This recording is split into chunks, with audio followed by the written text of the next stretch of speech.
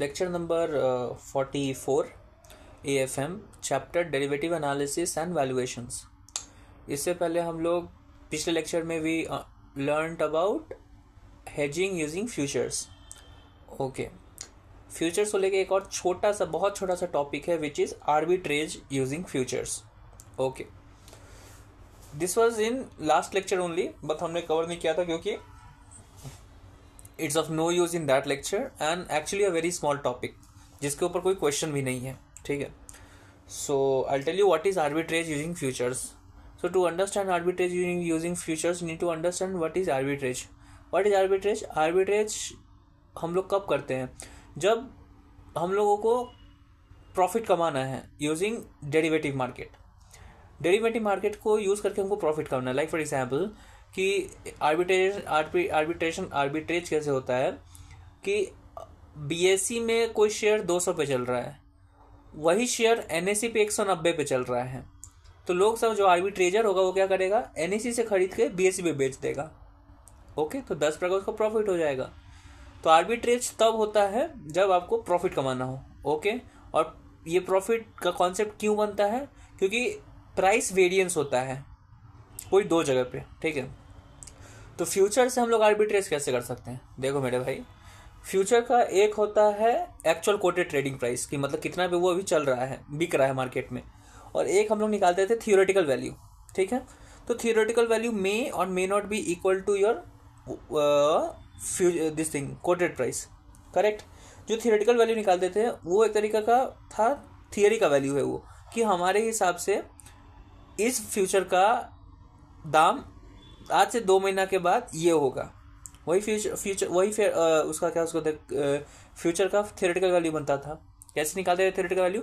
Spot price को into 1+R/T या फिर जैसे भी करके, तो उस शेयर का फ्यूचर, उस शेयर के बेसिस पे जो फ्यूचर है उसका वैल्यू क्या होना चाहिए, हम लोग वो निकालते थे। That is theoretical value. Correct correct, और उतना पे ही वो बिकना चाहिए। टू आवर नॉलेज हम लोग थियोरेटिकल वैल्यू निकालते हैं required rate of return use करके। जो R है वो रिक्वायर्ड रेट ऑफ रिटर्न है KE से। तो हमारे हिसाब से क्या होता है कि अगर ये पैसा शेयर में न डाल के अगर कहीं हम जगह लगाते तो हमको उस पर इतना रिटर्न मिलता। मतलब अगर 100 रुपया हम शेयर पे ना लगा के 100 रुपये फिक्स डिपॉजिट में लगाते तो 2 महीने के बाद 102 रुपया हो जाता। तो हमको भी हम ये मान के चलेंगे कि अगर शेयर में अगर 100 रुपये लगा रहे ना, तो आज से 2 महीने के बाद शेयर का दाम 102 हो जाना चाहिए। ठीक है, फ्यूचर क्या होता है कि उसी शेयर का, जैसे कि अडानी का शेयर अगर 100 रुपया का है आज, तो उसका फ्यूचर 102 रुपये का आएगा। क्यों? क्योंकि शेयर क्या है, फ्यूचर क्या है? फ्यूचर बताता है आपका, फ्यूचर का प्राइस है फॉर दैट शेयर।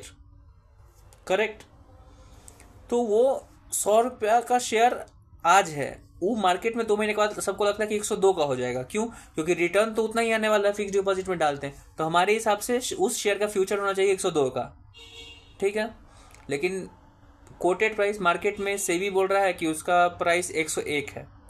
हमको तो पता है कि आज से 2 महीने बाद 102 का हो ही जाएगा, हमको लग रहा है, लेकिन सेबी बोलता है कि नहीं बार, सेबी या जो भी जहाँ पे भी लिस्टिंग है फ्यूचर का, वो 101 में कोट करा रहा है। तो तुम्हारे तो प्रॉफिट है, तुम बोलेगा हाँ खरीदो 102 का सामान हमको 101 में मिल रहा है, फायदा।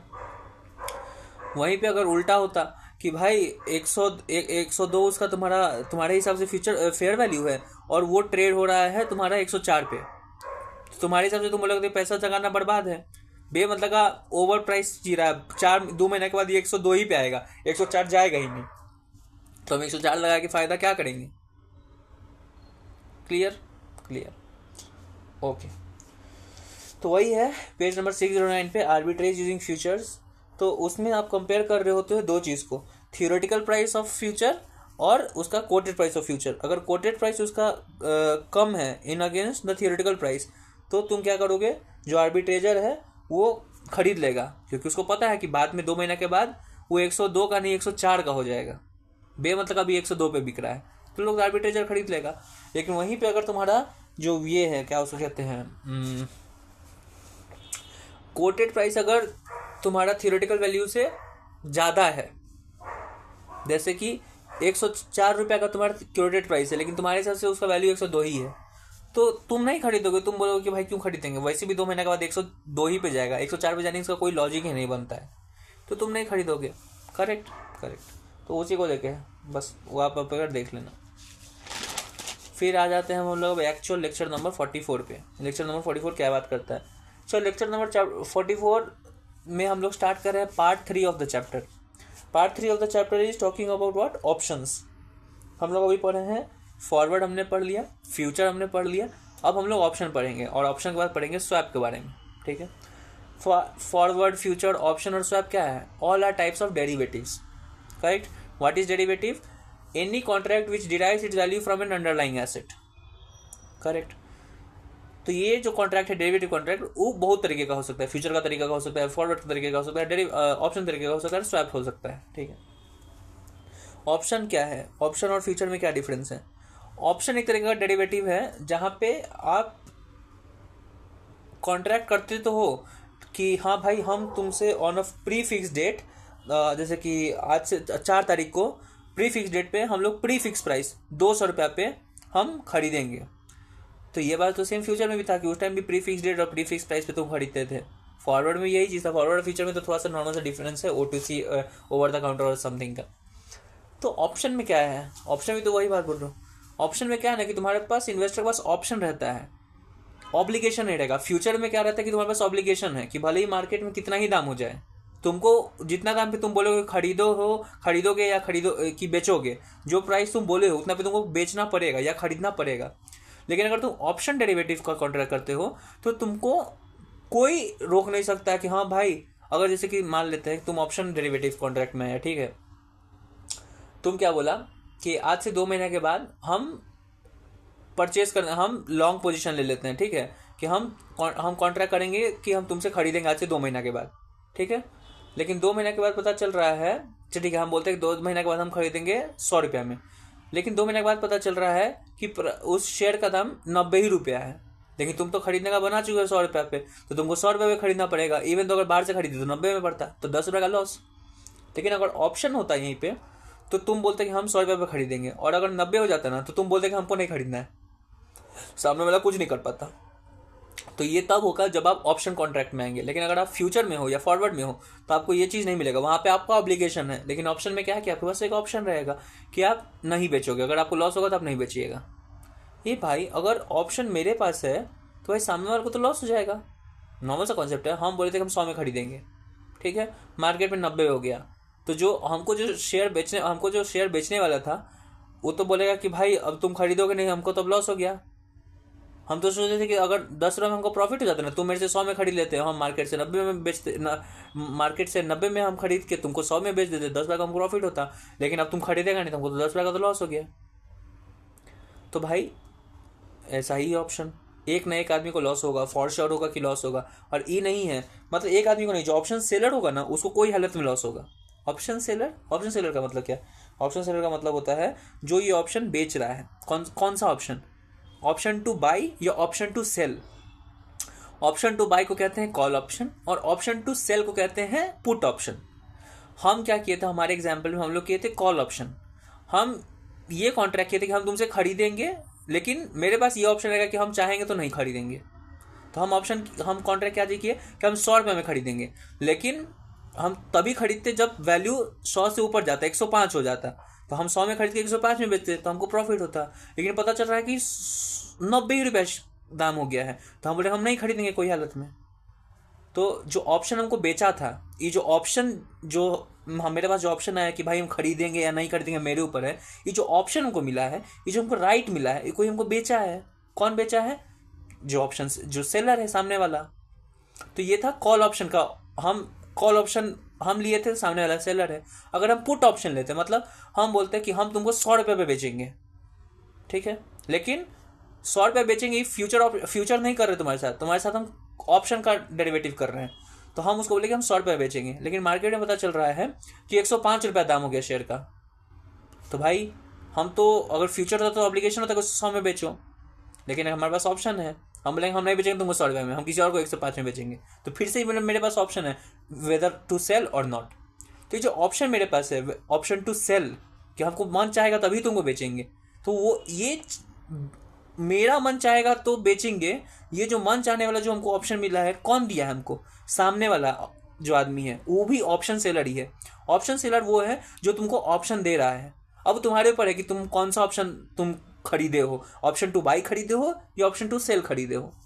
ठीक है, ऑप्शन सेलर का मतलब ये नहीं होता है जो फ्यूचर ऑप्शन बेच रहा है, दैट इज फ्यूचर डेरिवेटिव बेच रहा है, वो डेरिवेटिव बेचने वाला नहीं है, वो डेरिवेटिव बेचने वाला ऑप्शन सेलर नहीं है।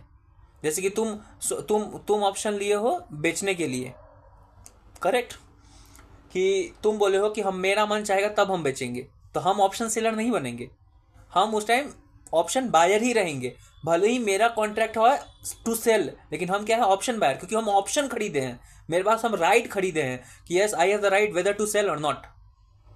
तो ये बात तुमको अभी समझ में आना चाहिए, और यही बात मेन है जो सर बोले कि तुमको लोग स्टूडेंट सब कंफ्यूज हो जाता है कि ऑप्शन सेलर का वही होता है जो डेरिवेटिव कॉन्ट्रैक्ट बेच रहा है, जो शॉर्ट पोजीशन ले रहा है। अरे नहीं मेरे भाई, जो आदमी शॉर्ट पोजीशन ले रहा है वो ऑप्शन सेलर नहीं है। ऑप्शन सेलर मतलब जो ऑप्शन, जो राइट जो बेच रहा है ना, वो है ऑप्शन सेलर, और जो राइट खरीद रहा है वो ऑप्शन बायर है। तो ऑप्शन बायर शॉर्ट पोजीशन भी ले सकता है। हम ऑप्शन बायर है, हम ऑप्शन खरीदे हैं, लेकिन किस चीज़ का, कि हम बेचेंगे अपना कि हम बेचेंगे, मन करेगा तो बेचेंगे, नहीं मन करेगा नहीं बेचेंगे।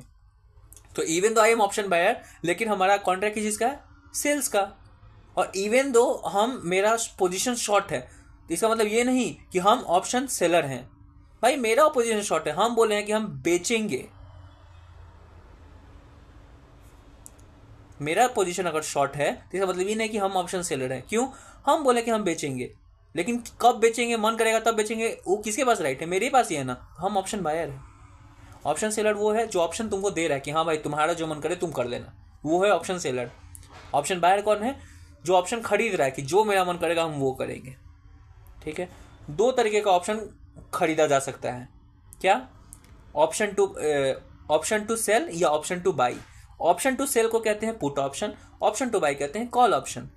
तो अगर कोई तुमको बोला है भाई तुम कौन सा ऑप्शन ले रहे हो, तुम कॉल ऑप्शन ले रहे हो, मतलब कि तुम कॉल ऑप्शन ले रहे हो, इसका मतलब है कि तुम्हारे पास अब ऑप्शन है कि तुम खरीद सकते हो उस प्राइस पे, या फिर मना कर सकते हो खरीदने से। अगर हम ले रहे हैं पुट ऑप्शन, तो इसका मतलब क्या, कि now I have the right whether to sell और नॉट। ओके ओके, हाँ, पेज नंबर 610 पे है ये चीज़, साफ साफ तुमको दिखेगा। ऑप्शन बायर और ऑप्शन सेलर। ऑप्शन बायर वो होता है जिसके पास राइट आता है, राइट टू बाई या राइट टू सेल। हमारे पास अब राइट आ गया, हम राइट खरीद रहे हैं। ऑप्शन बायर वो है जो राइट खरीद रहा होता है, ऑप्शन सेलर वो है जो राइट बेच रहा होता है। तो जो राइट बेचेगा उसके लिए क्या हो जाएगा, ऑब्लिगेशन टू सेल या obligation two by. Like for example, अगर हम जैसे कि ऑप्शन सिर्फ एक आदमी खरीद सकता है, फ्यूचर में क्या है कि दोनों पार्टी पे ऑब्लिगेशन है, लेकिन ऑप्शन में क्या है कि एक पार्टी के पास होता है ऑप्शन राइट और सामने वाले पे हो जाता है ऑब्लिगेशन। ठीक है, हम अगर चाहेंगे तो हम जैसे कि हम कॉल ऑप्शन लिए कि हम ठीक है बेचेंगे तुमको 100 रुपया पे, दाम हो गया 102 रुपया, तब हम बेच देंगे। सामने वाला नहीं बोल सकता कि नहीं सर आप ऑप्शन लिए थे तो आप हम भी अब नहीं बेचेंगे, ऐसा नहीं है, वो ऑप्शन बाई किया तुमसे, तो तुम्हारे पास राइट नहीं है। वो राइट सिर्फ एक आध पार्टी के पास है जो ऑप्शन बाई किया है, जो राइट सेल किया है उसके पास कोई राइट नहीं है, जो ऑप्शन सेल किया उसके पास कोई राइट नहीं है। ठीक है, ओके। ऑप्शन के फीचर्स क्या होते हैं, ऑप्शन प्रीमियम या ऑप्शन प्राइस, ये क्या है। एक बात बताओ, कोई भी आदमी गधा है, जो ऑप्शन सेलर वो गधा बैठा हुआ है कि हाँ भाई तुम्हारा मन करेगा तो तुम क्या बोलते हैं बेचना, तुम्हारा मन करेगा तो खरीदना। क्यों भाई, इस हिसाब से बार बार जो ऑप्शन सेलर है जो तुमको राइट बेच रहा है वो तो हर बार लॉस में जाएगा। नॉर्मल सा कॉन्सेप्ट है ना। तुम बोल रहा है कि हम कॉल ऑप्शन ले रहे हैं, क्या कि हम 100 रुपये में खरीदेंगे, अगर मार्केट में 90 रुपया हो जाएगा तो तुम तो नहीं खरीदेगा, तो ऑप्शन सेलर को तो हो गया लॉस 10 रुपये का। अगर तुम ऑप्शन बायर है, सॉरी क्या उसका, अगर तुम्हारा पुट ऑप्शन है, मतलब तुम बोले कि हम 100 रुपये में बेचेंगे और दाम अगर 110 हो जाता है तो फिर तुम नहीं बेचोगे, फिर सामने वाले को लॉस हो जाएगा। तो हर वक्त तो ऑप्शन सेलर जो है जिसके पास ऑब्लिगेशन बनता है वो तो हर बार लॉस खाएगा।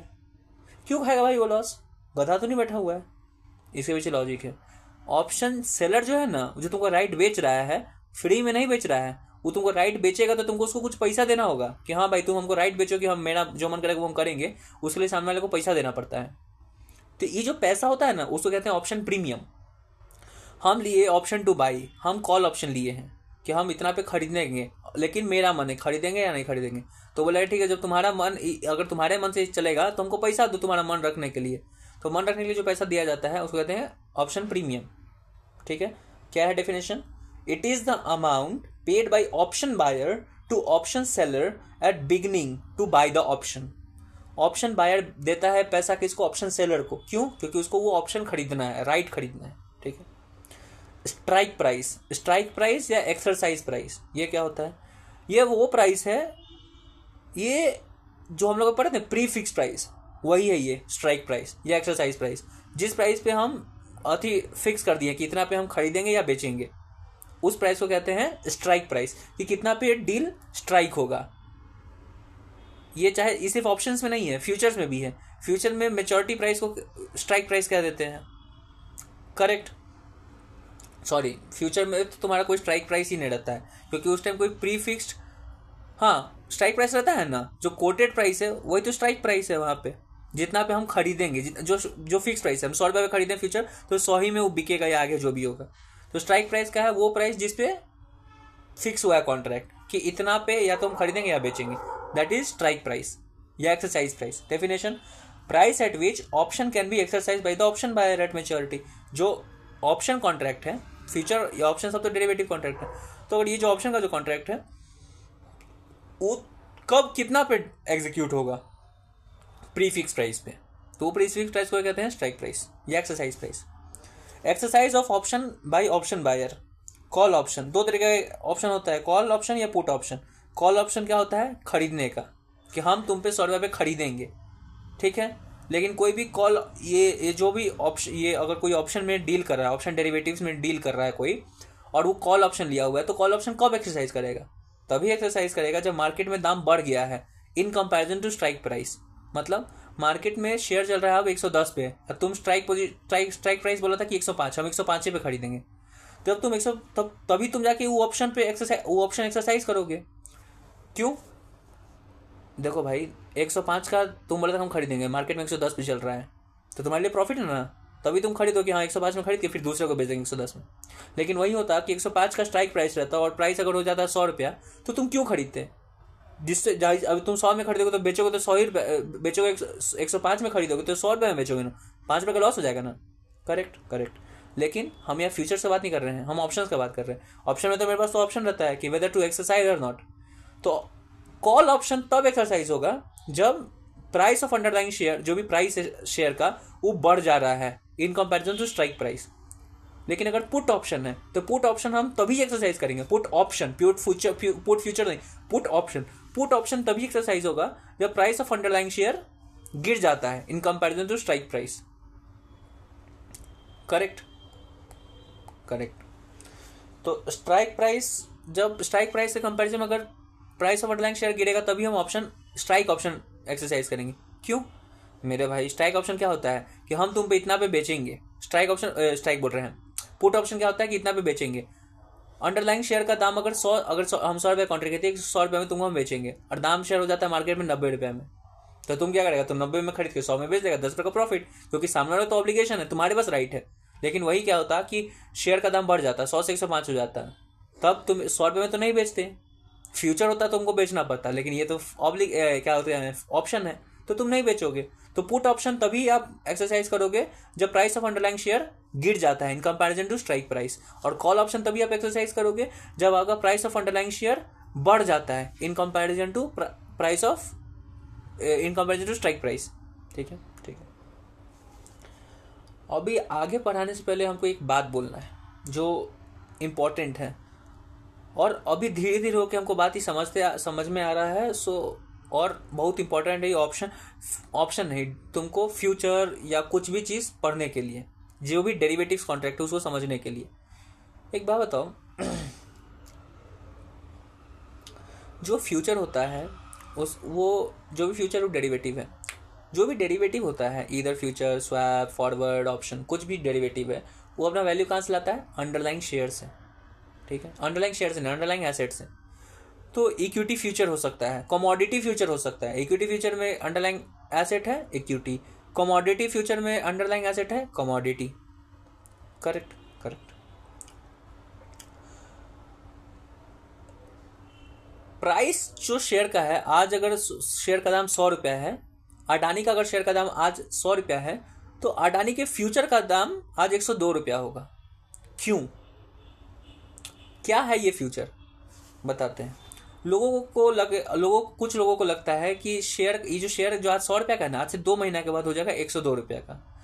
ठीक है। कुछ लोगों को लगता है कि जो 100 रुपये का शेयर है ना, वो गिर के हो जाएगा 98 रुपीज़ का। ठीक है। ठीक है। तो जो डेरिवेटिव कॉन्ट्रैक्ट होता है ना, वो आगे का कॉन्ट्रैक्ट होता है कि प्री फिक्स डेट पे होगा, आगे के डेट पे होगा। ठीक है। तो हम लोग आज क्या करते हैं कि आज शेयर के दाम पे आज जाके शेयर नहीं खरीद लेंगे 100 रुपये का, नहीं। हम लोग बोलेंगे कि हम 102 का फ्यूचर खरीद रहे हैं, 102 का अडानी का फ्यूचर खरीद रहे हैं। ठीक है। ठीक है। तो इसका मतलब क्या होता है, हमको गेन या लॉस कैसे होगा, बताते हैं। अभी इससे पहले जो वाला लेक्चर में हम लोग क्या पढ़ रहे थे कि अगर फ्यूचर का तुमको गेन लॉस निकालना है तो कैसे निकालेंगे, एक्चुअल कोटेड ट्रेडिंग प्राइस और मेच्योरिटी प्राइस दोनों को कंपेयर करोगे तो आ जाएगा। मेच्योरिटी प्राइस क्या होता है? फ्यूचर का कोई मेच्योरिटी प्राइस है? नहीं भाई मेरे, फ्यूचर का कोई मेच्योरिटी प्राइस नहीं होता है। तो भाई मेच्योरिटी प्राइस बोल क्यों रहे थे, बताते हैं। जो फ्यूचर है ना, जो 102 पे तुम खरीदे हो, वो कौन सा, किस शेयर पे खरीदो? अडानी के शेयर पे। अडानी का शेयर कितना पे चला था? 100 रुपये पे। तो तुम सोचे कि जो 100 रुपये का शेयर है ना, वो 2 महीने के बाद 102 का हो जाएगा।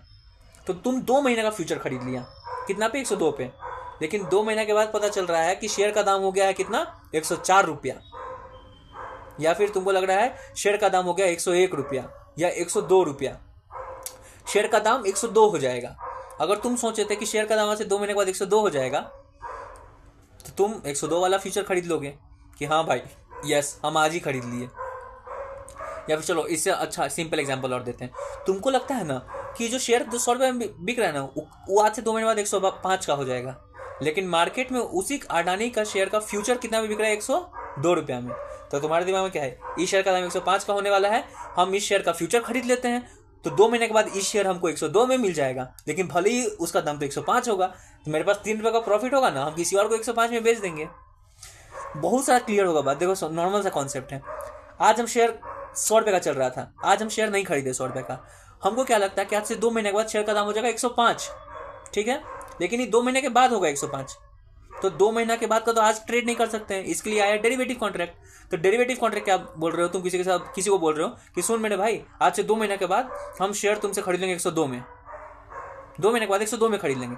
तुमको लगता है 105 हो जाना चाहिए उस टाइम प्राइस, लेकिन तुम पहले बोल दिया हम 102 में खरीदेंगे। ठीक है। सामने वाला को क्या लगता है कि जो 100 रुपये का जो शेयर है ना, वो 98 का हो जाएगा। तो वो बोल रहा है सही है भाई, अगर 2 महीने के बाद वो 98 हो जाएगा, लेकिन सामने वाला तो 102 में बेचने के लिए रेडी, 102 में खरीदने के लिए रेडी है। तो ऐसे तो बिजनेस चलता है। उसको लगता है कि पैसा गिरेगा, हमको लगता है पैसा बढ़ेगा। तो 2 महीने के बाद पता चल रहा है कि शेयर का दाम हो गया 105। तो ये जो फ्यूचर कॉन्ट्रैक्ट किए थे, वो किस चीज का कॉन्ट्रैक्ट था? यही शेयर का ना, जो शेयर का दाम आज 100 रुपया था, उसी शेयर को खरीदने का कॉन्ट्रैक्ट किए थे 2 महीना के बाद का। तो 2 महीने के बाद पता चला यही शेयर जो 100 का था वो 105 का हो गया। लेकिन हम कॉन्ट्रैक्ट किस चीज का किए हुए कि हम 102 में ही खरीदेंगे। तो हम सामने वाले से 102 में खरीद लेंगे और और 102 में खरीदने के बाद मार्केट में 105 में बेच देंगे, क्योंकि उसमें 105 रेट है। ये जो मेच्योरिटी प्राइस था ना फ्यूचर का, वो क्या था? Maturity price of the future is equal to share price which is the underlying asset of that future on the maturity date. फिर से बोल रहे हैं, what is maturity price of future? Maturity price of future कुछ नहीं है। Future का कोई मेच्योरिटी प्राइस नहीं होता है। वो जो फ्यूचर है, उस फ्यूचर का जो अंडरलाइंग एसेट है ना, जो शेयर, उसका मेच्योरिटी डेट जिस दिन फ्यूचर खत्म हो रहा है, उस दिन उस शेयर का क्या दाम है, that will become the maturity price of future. आया समझ में? अब कुछ क्लियर हुआ बात? Yes, very good. तो इसीलिए अभी जब हम पढ़ा रहे थे, अभी जब पढ़े कि अगर कॉल ऑप्शन हमको कब एक्सरसाइज करना है या पुट ऑप्शन कब एक्सरसाइज करेंगे, कॉल ऑप्शन तब एक्सरसाइज करेंगे जो प्राइस ऑफ अंडरलाइंग शेयर है ना, वो तुम्हारा बढ़ गया है in comparison to strike price. तुम बोला था तुम स्ट्राइक प्राइस रखा था 102, लेकिन प्राइस ऑफ अंडरलाइंग शेयर, जो अंडरलाइंग शेयर था उसका प्राइस क्या हो गया? 105। जब 105 हुआ तभी तो तुम उसको खरीदोगे 102 में। फ्यूचर कॉन्ट्रैक्ट इसलिए किए थे, ऑप्शन कॉन्ट्रैक्ट क्यों खरीदे थे? क्योंकि तुमको लगा था कि बाद में 105 हो जाएगा, और 105 हो भी गया है। लेकिन अब तुम खरीदो कितना पे? 102 पे ही, क्योंकि तुम कॉन्ट्रैक्ट किया था 102 का। इजी। तब इसलिए हम कंपेयर किसे कर रहे हैं? Price of underlying share at maturity. देखो price of underlying share at maturity, किस चीज का मेच्योरिटी, तुम्हारे डेरिवेटिव कॉन्ट्रैक्ट का मेच्योरिटी, जब भी मेच्योर हो रहा है, इधर फ्यूचर का मेच्योरिटी या ऑप्शन का मेच्योरिटी, फॉरवर्ड का मेच्योरिटी, किसी का maturity. Easy easy.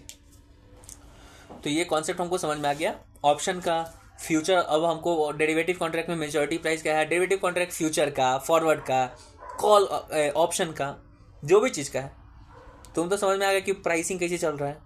Easy easy. अब हम लोग बात करते हैं गेन या लॉस ऑन ऑप्शंस। ठीक है, ये ऑप्शन जो है कि ऑप्शन इस डेरिवेटिव कॉन्ट्रैक्ट में तुम एंटर करके, जो डेरिवेटिव है वो ऑप्शन का तुम्हारे पास राइट है। तो अगर तुम ऐसा कोई कॉन्ट्रैक्ट कर रहे हो, ऑप्शन वाला कॉन्ट्रैक्ट अगर कर रहे हो, तो तुमको गेन या लॉस क्या होगा, वो कैसे कैलकुलेट करेंगे? भाई बहुत ईजी है ना भाई। क्या भाई क्या ईजी है? देखो भाई, अभी कैसे कंपेयर किए थे, अभी गेन लॉस कैसे होता था, हम क्यों कोई भी ऑप्शन एक्सरसाइज कर रहे थे, कॉल ऑप्शन या पुट ऑप्शन कब एक्सरसाइज कर रहे थे, हमको प्रॉफिट हो रहा था। प्रॉफिट कैसे तुम ढूंढ रहे थे? कंपेयर कर रहे थे दो चीज़ को, किसको किसको, प्राइस ऑफ अंडरलाइंग शेयर और तुम्हारा स्ट्राइक प्राइस को। अगर कॉल ऑप्शन था तो तुम्हारा अंडरलाइंग शेयर का अगर दाम ज़्यादा आएगा तो तुम खरीदोगे, कॉल ऑप्शन एक्सरसाइज करोगे। अगर प्राइस ऑफ, और अगर पुट ऑप्शन है तो प्राइस ऑफ अंडरलाइंग शेयर अगर कम हुआ तुम्हारे स्ट्राइक प्राइस से, तब तुम एक्सरसाइज करोगे। तो तुम कंपेयर किस चीज़ को कर रहे हो? Price of underlying share on maturity, price of underlying share on maturity and strike price, बस। तो जब गेन और लॉस निकालना है तो कैसे निकालेंगे? Strike price and price of underlying share on maturity, दोनों को कंपेयर करो, और कौन सा तुम ऑप्शन लिए हुए हो ये तुम्हारे दिमाग में अगर है तो उस हिसाब से तुमको पता चल जाएगा कि ये तुम्हारा गेन है या तुम्हारा लॉस है, तो वो आ जाएगा। लेकिन ये दोनों को कंपेयर करके जो गेन लॉस आएगा उसको कहते हैं हम लोग पे ऑफ। क्या कहते हैं? पे ऑफ। लेकिन वो एक्चुअल गेन या एक्चुअल लॉस वो नहीं होता है। तो एक्चुअल गेन और एक्चुअल लॉस क्या होगा बताते हैं मेरे भाई। जब तुम राइट खरीदे थे, जब ऑप्शन बायर जब बने थे, तो सामने वाले को ऑप्शन प्रीमियम दिया था, करेक्ट करेक्ट। तो जो भी अभी पे ऑफ आया है उसमें से तुमको ऑप्शन प्रीमियम जितना दिए थे वो भी तुमको माइनस करना पड़ेगा, तब जो पैसा बचेगा तो उसको कहेंगे हम लोग एक्चुअल गेन या लॉस। Okay okay. लेकिन एक ट्रिक है इसमें, क्या? अगर स्ट्राइक प्राइस और तुम्हारा प्राइस ऑफ अंडरलाइंग शेयर को तुम कंपेयर कर रहे हो और तुमको दिख रहा है कि, मानते एग्जांपल लेते कि प्राइस ऑफ अंडरलाइंग शेयर हो गया 105 रुपया और स्ट्राइक प्राइस है 102 रुपया, ठीक है। 102 रुपया स्ट्राइक प्राइस है, 105 रुपया तुम्हारा कोट अथी है, क्या उसको कहते हैं, price of underlying share on maturity है। तो दोनों में डिफरेंस कितना का है? 3 रुपया का। तो ये 3 रुपये का गेन है या लॉस है, किस पे डिपेंड करेगा कि तुम कौन सा ऑप्शन लिए थे, कॉल ऑप्शन या पुट ऑप्शन। तुम क्या लिए हो, लेते हैं एग्जाम्पल कॉल ऑप्शन का। तो अगर तुम कॉल ऑप्शन लिए हो तो क्या है, जो 3 रुपया तुम्हारा गेन है कि लॉस है? भाई कॉल ऑप्शन है मतलब हमको खरीदना है, हम कब खरीदेंगे? जब जो उसका प्राइस है ना अंडरलाइंग शेयर का वो बढ़ गया है in comparison to strike price. तो 105 का अगर, तो अभी हमारे क्या हुआ केस में 105 हो गया है, हम 102 पे ही खरीद सकते हैं उसको और बेच देंगे 105 में। तो ये 3 रुपये क्या है, हमारा गेन है, करेक्ट। तो अगर जब गेन होगा तभी हम अपना ऑप्शन एक्सरसाइज करेंगे। लेकिन अगर हमको अभी लॉस हो रहा होता तो हम इसको ऑप्शन एक्सरसाइज ही नहीं करते ना। अभी तो ऑप्शन, जो ऑप्शन डेरिवेटिव से, यही तो कॉन्सेप्ट ऑप्शन का, कि हम चाहेंगे तो एक्सरसाइज करेंगे, नहीं चाहेंगे नहीं एक्सरसाइज करेंगे। नहीं कब चाहते हैं? जब हमको लॉस हो रहा होता है। लॉस कब होता? जब प्राइस ऑफ अंडरलाइंग शेयर अगर 100 रुपया होता और हमारा स्ट्राइक प्राइस 102 होता, तो भाई हम 102 में क्यों खरीदते जब मार्केट में हमको 100 में ही मिल रहा होता?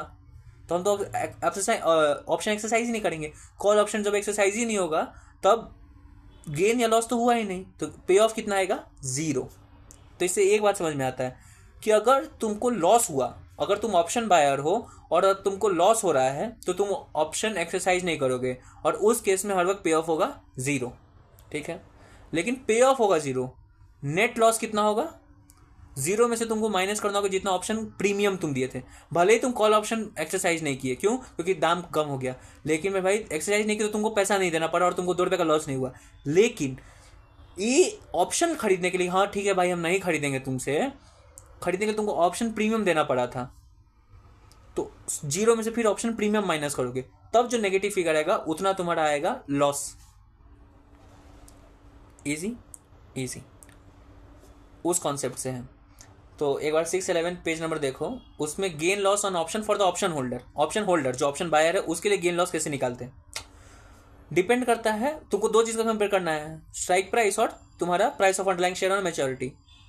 तो जो भी डिफरेंस आएगा वो गेन है कि loss, that will depend upon what, whether depend on the type of option you have purchased, call option और पुट ऑप्शन। अगर कॉल ऑप्शन है तो पहले प्राइस ऑफ अंडरलाइन शेयर दो और माइनस स्ट्राइक प्राइस करो। कॉल ऑप्शन तो कब एक्सरसाइज करेंगे जब प्राइस ज़्यादा होता है और स्ट्राइक प्राइस कम होता है, तभी स्ट्राइक, अगर प्राइस ज़्यादा है और स्ट्राइक प्राइस कम है तो वैल्यू जो आएगा नीचे वो पॉजिटिव फिगर आएगा।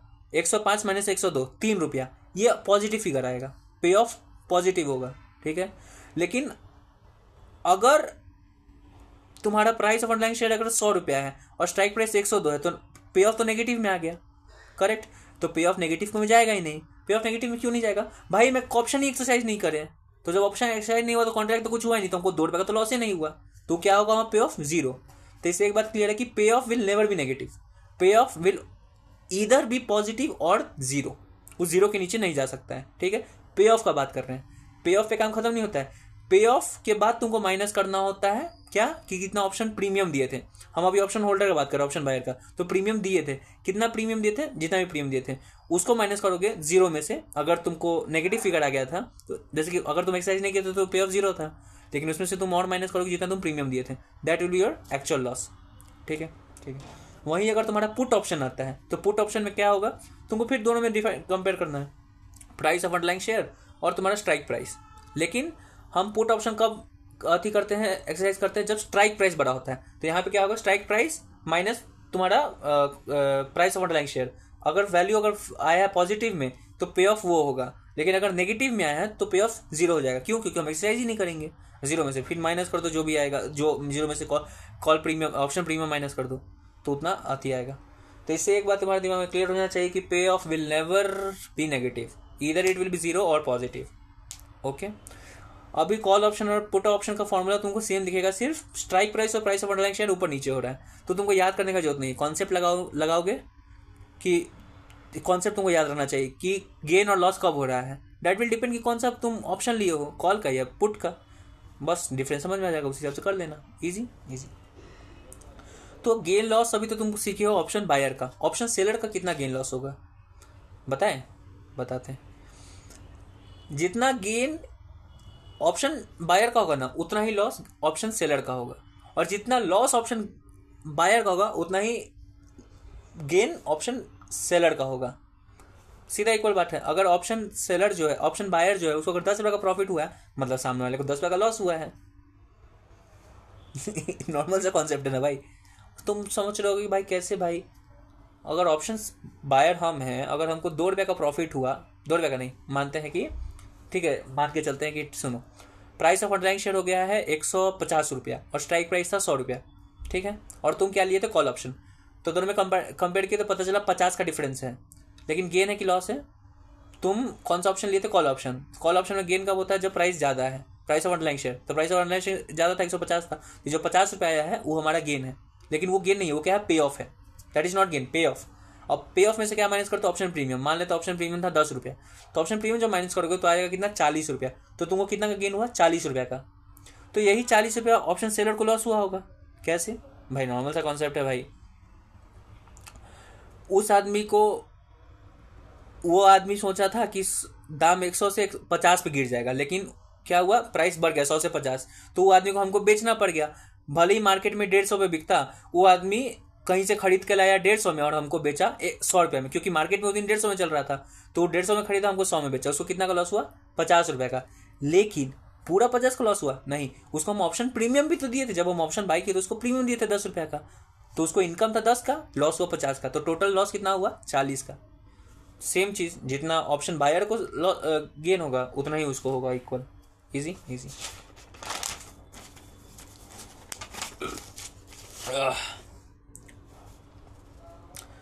पे of will always be equal to और ग्रेटर देन 0, नोट है पेज नंबर 612 पे।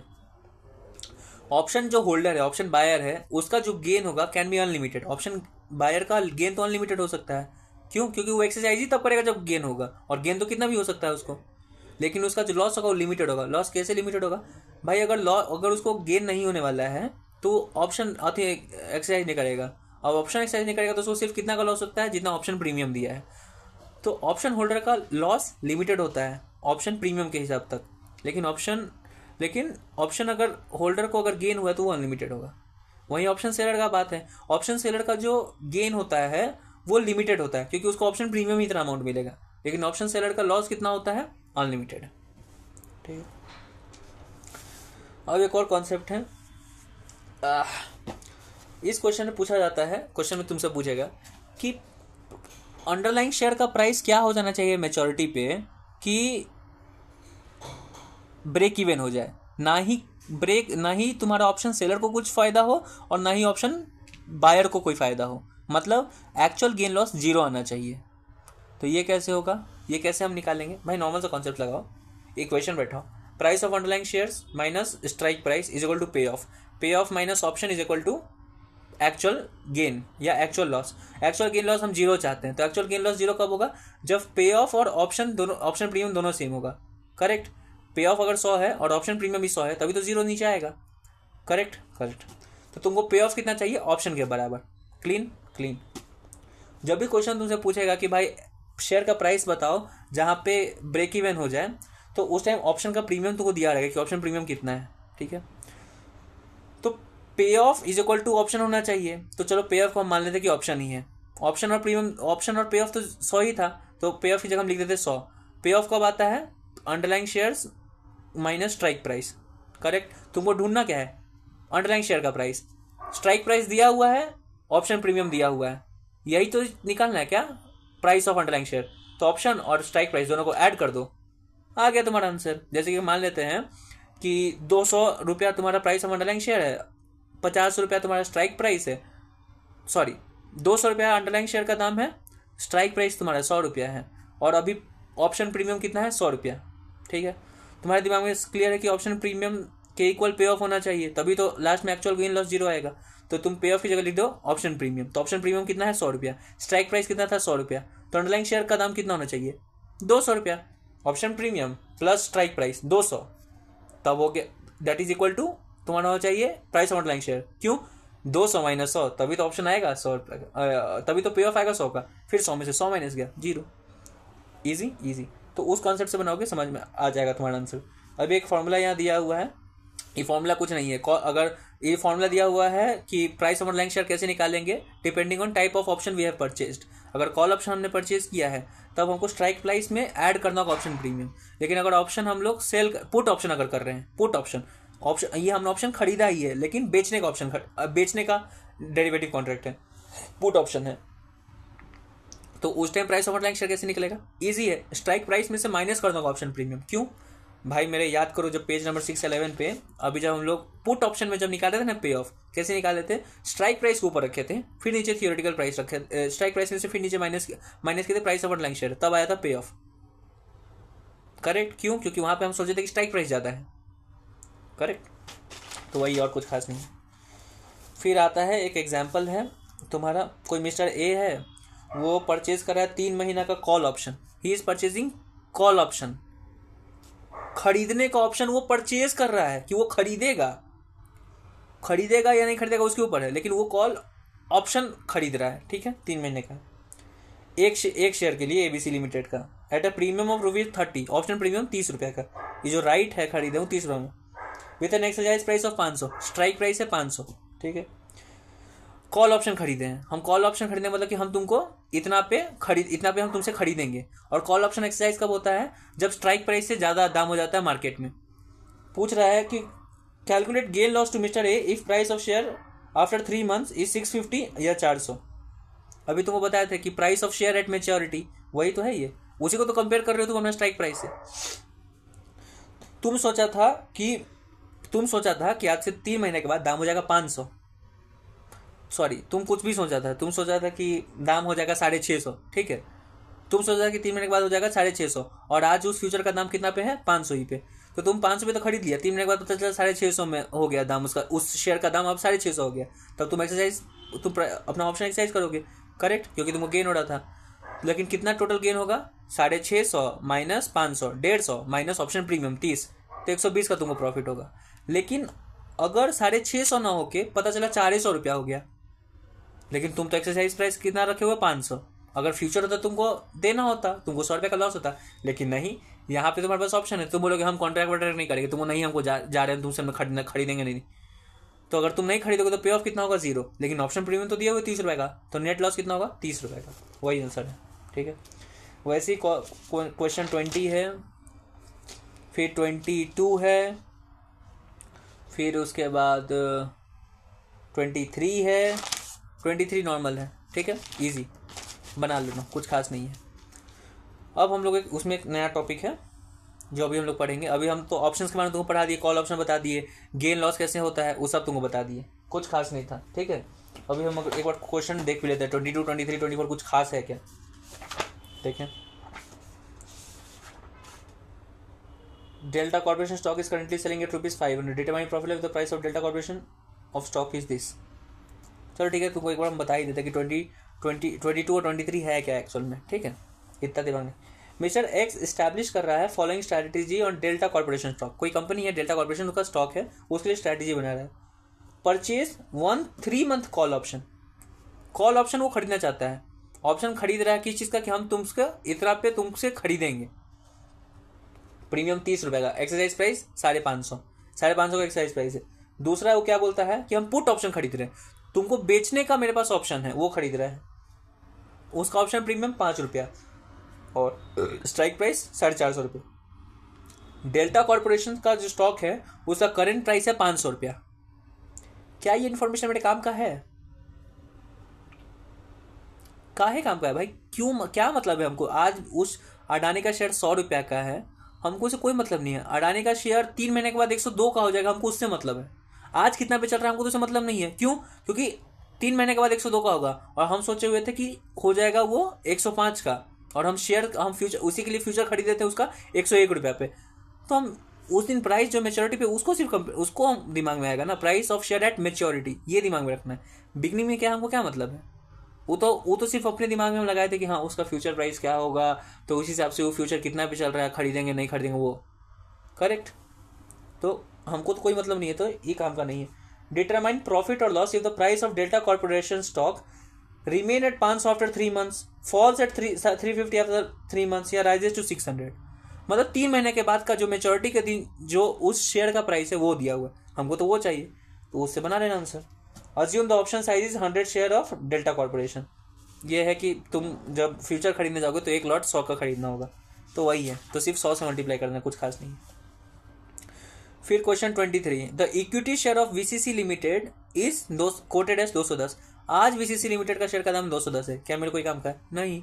उस वीसीसी लिमिटेड का 3 महीना के बाद या मेच्योरिटी पे जो रेट होगा हमको उससे मतलब है ना, वही चीज़ दिया हुआ है, कुछ खास नहीं। 23, चलो 22 23 बना लेना। हाँ, अब नया टॉपिक क्या है? Page number 614। 23 इस टॉपिक के बाद हम बनाए हुए थे, हम सीधे नहीं बनाएंगे, लेकिन बना लिए कि हमको लगा कहीं कुछ होगा जो हमको नहीं आएगा, तो हम आगे बनाए हैं, ठीक है। लेकिन उससे पहले expected value of option eight maturity करके एक टॉपिक है। क्या है topic? Expected value of option eight maturity. इसका मतलब क्या होता है कि मेच्योरिटी पे उस ऑप्शन का वैल्यू क्या होगा, क्या एक्सपेक्ट कर सकते हैं हम लोग। तो ऑप्शन का वैल्यू का मतलब क्या होता है? ऑप्शन प्रीमियम का वैल्यू का तुम बात कर रहे हो? नहीं, यही गलत है। इस टॉपिक में हमको लगता है नाम होना चाहिए था एक्सपेक्टेड पे ऑफ का टॉपिक। क्यों, बताते हैं। इस टॉपिक का कॉन्सेप्ट है कि इस कॉन्ट्रैक्ट में जो हम अभी जा रहे हैं, ऑप्शन में कॉन्ट्रैक्ट में जा रहे हैं, और इस ऑप्शन को खरीदने के वजह से हमको ऑप्शन प्रीमियम देना पड़ रहा है। मान लेते 50 रुपये ऑप्शन प्रीमियम देना पड़ रहा है, तो क्या ऑप्शन प्रीमियम 50 रुपये देना मेरे लिए प्रॉफिटेबल है? प्रॉफिटेबल तो तब होगा ना जब पे ऑफ माइनस ऑप्शन प्रीमियम कुछ पॉजिटिव फिगर आएगा, करेक्ट, सच बात है। हाँ, तो तुम्हारे दिमाग में चल रहा है कि क्या 50 रुपये देने के लिए है कि हाँ हमको एक्चुअल में 50 के ऊपर प्रॉफिट होगा, तो उसको समझने के लिए तुमको समझना होगा कि हमको इस पर पे ऑफ कितना आएगा, ठीक है। जब पे ऑफ का एस्टिमेट कर पाओगे, हाँ पे ऑफ सोचोगे 80 रुपये पर पे ऑफ हो जाएगा, तब तुम खरीदोगे। क्यों? क्योंकि ऑप्शन प्रीमियम से 50 रुपये देना है, तब 30 रुपये तुम्हारे पास प्रॉफिट होगा। तो तुमको अपना पे ऑफ एक्सपेक्ट करना है। तो हमको लगता है इस टॉपिक का नाम एक्सपेक्टेड वैल्यू ऑफ ऑप्शन ना होके एक्सपेक्टेड पे ऑफ का नाम होना चाहिए था, ठीक है। एक्सपेक्टेड पे ऑफ क्या होता है? Comparison between price of underlying share at maturity and strike price, correct. तो क्वेश्चन तुमसे पूछेगा, यही पूछेगा कि भाई एक्सपेक्टेड वैल्यू ऑफ ऑप्शन निकालो। तुम्हारे दिमाग में होना चाहिए कि एक्सपेक्टेड पे ऑफ क्या होना चाहिए, क्या एक्सपेक्टेड पे ऑफ निकालने बोल रहा है। एक्सपेक्टेड पे ऑफ कैसे निकालेंगे भाई, बहुत ईजी है। दो को क्वेश्चन में तुमको दो को पे ऑफ दिया हुआ रहेगा और दोनों का प्रोबेबिलिटी दे दिया रहेगा। तुम वेटेड एवरेज पे ऑफ निकाल दोगे, वही तुम्हारा एक्सपेक्टेड पे ऑफ होगा। वेटेड एवरेज पे ऑफ कैसे निकालेंगे, दो पे ऑफ है, एक पे ऑफ उसका मल्टीप्लाई कर दो उसके प्रोबेबिलिटी से, दूसरा पे ऑफ उसका मल्टीप्लाई कर दो उसके प्रोबेबिलिटी से। लोगों को लगता है कि पे ऑफ 70 रुपया होगा लेकिन उसका प्रोबेबिलिटी है 50%। दूसरा पे ऑफ है कि 80 रुपया भी हो सकता है, उसका प्रोबेबिलिटी है 50%। तो 70 इंटू 50 35 रुपया, 80 इंटू 50 40 रुपया। तो उस एक्सपेक्टेड पे ऑफ कितना हुआ, 40 प्लस 35 75 रुपये का उसका एक्सपेक्टेड पे ऑफ हो गया। बस वही चीज़, वही क्वेश्चन नंबर तुम्हारा 24 है। ठीक है, अब आते हैं क्वेश्चन नंबर 24 पे। क्या है क्वेश्चन नंबर 24 देख लेते हैं। ठीक है,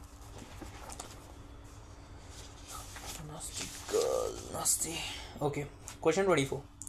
You as an investor had purchased 4-month call option on equity shares of X Limited for a premium of 10 each. The current market price of share is 132 and exercise price is 150. इतना सारा बात। पहला बात बोला कि 4 महीना का तुम कॉल ऑप्शन खरीदे हो, तुम ऑप्शन खरीदे हो, योर ऑप्शन बायर, लेकिन किस तरीके किस चीज़ का डेरिवेटिव कॉन्ट्रैक्ट कर रहे हो, कॉल का, कि तुम खरीदोगे। मेच्योरिटी प्राइस, मेच्योरिटी नाम कितना है, मेच्योरिटी पीरियड कितना है, 4 महीना। अंडरलाइंग एसेट कौन सी कंपनी का है, एक्स का, एक्स लिमिटेड का। ऑप्शन प्रीमियम कितना है, 10 रुपया। एक्स लिमिटेड का जो करेंट मार्केट प्राइस है वो कितना का, 132 रुपया का। क्या 132 रुपया मेरे कोई काम का है नहीं भाई। आज उस शेयर का दाम कितना, हमको क्या मतलब है, उस शेयर का दाम मैच्योरिटी पे क्या होगा उसका मतलब है। तो 132 मेरे को नहीं है। एक्सरसाइज प्राइस क्या है, स्ट्राइक प्राइस कितना है, 150। You expect the price range between 120 to 190। तुमको क्या लगता है कि जो प्राइस है अति का एक्सपेक्टेड प्राइस है, मतलब प्राइस एट मेच्योरिटी जो है वो 120 से 190 तक जा सकता है। आज उस शेयर का दाम 132 है, लेकिन तुमको लगता है कि हो सकता है 132 120 पे गिर जाए, या हो सकता है 132 190 तक चला जाए। तो हर उस जो शेयर का दाम है उसका दिया हुआ है, पे ऑफ नहीं दिया हुआ है, क्या है, प्राइस ऑफ शेयर वो दिया हुआ है और उसका प्रोबेबिलिटी दिया हुआ है। Compute expected share price at end of 4 months. 4th month, 4 महीने के बाद शेयर का एक्सपेक्टेड शेयर का प्राइस क्या होगा वो निकालना है। तो शेयर का प्राइस निकालने के लिए क्या करेंगे, प्राइस दिया उसका प्रोबेबिलिटी दिया हुआ है, वेटेड एवरेज निकाल दो, वो आ जाएगा price. Value of call option at end of 4 months if exercise price prevails. ये है तुम्हारा एक्सपेक्टेड वैल्यू ऑफ ऑप्शन, तुमको निकालना है। क्या निकालना है, एक्सपेक्टेड वैल्यू ऑफ ऑप्शन। कैसे निकालोगे,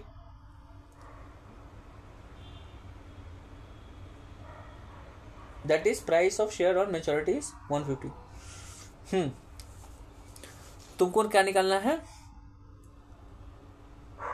साला वैल्यू ऑफ कॉल ऑप्शन। हाँ, वैल्यू ऑफ कॉल ऑप्शन के बाद हमको समझ नहीं आया कि वैल्यू ऑफ कॉल ऑप्शन क्यों है। इस क्वेश्चन का होना चाहिए था कि गेन लॉस ऑन ऑप्शन तुमको निकालने के लिए, मतलब पे ऑफ निकालने के लिए होना चाहिए थे। हाँ, वैल्यू ऑफ कॉल ऑप्शन का मतलब ही होता है पे ऑफ। अब समझ में आया। हम पढ़े अभी जस्ट हम अभी टॉपिक क्या पढ़ रहे थे, एक्सपेक्टेड वैल्यू ऑफ ऑप्शन, और यहाँ पे क्या निकालने बोल रहा है, वैल्यू ऑफ कॉल ऑप्शन। तो जो वैल्यू ऑफ कॉल ऑप्शन का मतलब होता है पे ऑफ। तो तुमको निकालना है क्या, वहां पे भी बोले थे कि वो एक्सपेक्टेड पे ऑफ का बात कर रहा है, तो यहाँ पे भी क्या निकालना है, पे ऑफ। अब समझ में आया। Pay off at end of 4 months if exercise price prevails. तुमको पे ऑफ निकालना है तब का जब एक्सरसाइज प्राइस प्रिवेल करे। एक्सरसाइज प्राइस प्रिवेल करना का मतलब कि उस दिन का जो प्राइस ऑफ अंडरलाइंग शेयर होगा ना मेच्योरिटी पे, that will be equal to your exercise price. तो पे ऑफ कितना होगा, 0। एक्सरसाइज प्राइस और तुम्हारा स्ट्राइक प्राइस और price of underlying share same ही है, तो 0 ही आएगा ना पे ऑफ, बस। Third, in case the option is held to maturity what will be the expected value of option. Value of option का मतलब payoff. Expected value of option निकालना है, कैसे निकलेगा, तुमको पे ऑफ निकालना होगा। जितना 5 को प्राइस दिया हुआ है, पांचों प्राइस ले लो, पांचों प्राइस पे पे ऑफ क्या क्या हो सकता है। पहले अगर 120 अगर प्राइस है तो उसके ऊपर पे ऑफ क्या आएगा, 0 आएगा। क्यों, क्योंकि कॉल ऑप्शन है और वो प्राइस कम, प्राइस ऑनलाइन शेयर कम है, स्ट्राइक प्राइस है, तो पे ऑफ 0। वैसे करके तुम पांचों प्राइस पे पहले पे ऑफ निकालो, एक्सपेक्टेड पे ऑफ। और एक्सपेक्टेड पे ऑफ जो भी प्रोबेबिलिटी है उस प्राइस का जो प्रोबेबिलिटी होगा वही पे ऑफ का भी प्रोबेबिलिटी होगा। नॉर्मल सा कॉन्सेप्ट है ना, उसको मल्टीप्लाई कर दो, पे ऑफ और प्रोबेबिलिटी का मल्टीप्लाई करो, एक्सपेक्टेड वैल्यू ऑफ ऑप्शन आ जाएगा, आंसर खत्म। अब आता है क्वेश्चन 25। क्या है, equity share of PQR limited. कोई कंपनी है, उसका इक्विटी शेयर अभी चल रहा है 320 रुपये पे। क्या मेरे कुछ काम का क्वेश्चन टॉपिक नहीं, इंफॉर्मेशन काम का नहीं। आज के नाम क्या चल रहा है, क्या मतलब, market price of share after 6 month has following probability. अच्छा 6 महीने के बाद ये जो 320 का जो शेयर है हो सकता है 180 का भी हो जाए या 400 तक का हो जाए, सबको प्रायोरिटी दिया हुआ है। अब put option with a strike price of 300 available, तुम ऑप्शन खरीदे हो लेकिन किस चीज़ का, पुट का, बेचने का, स्ट्राइक प्राइस 300 रुपया।